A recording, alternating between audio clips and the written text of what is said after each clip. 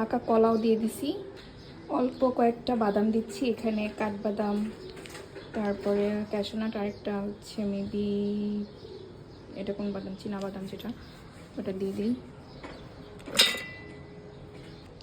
এখানে দিয়ে দিছি। এবার এখানে দিয়ে দিব লিকুইড যে দুধটা একদম গাঢ় করে নিছি ওইটা।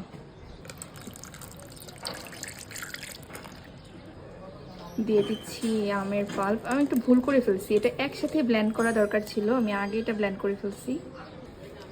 এই যে কি সুন্দর, এটাকে এখন ব্লেন্ড করব। বিসমিল্লাহ। চিনিটা একটু কম হয়ে গেছিল, আমি আবার একটু চিনি দিছি এখন। ওয়াও, কালারটা কি জোস আসছে।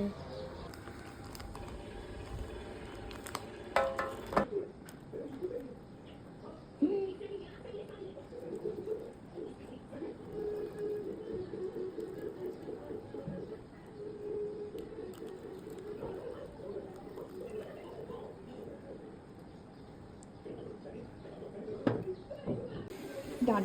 মনে কি বেশি করে দিতেছে নাকি? ও যাই হোক, মেবি একটু বেশি দিয়ে দিয়েছি, সমস্যা নেই, রাইস হয়ে গেলে ঠিক হয়ে যাবে। ডান ডান ডান।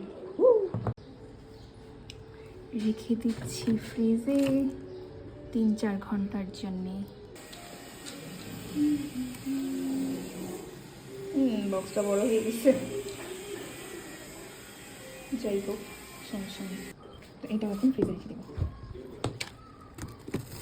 দুজনের সাথে থাকো। I really can't wait anymore to see the final outcome.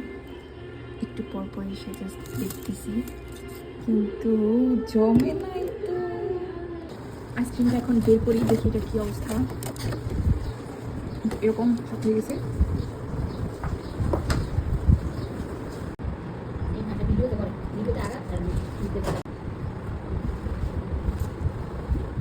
Wow,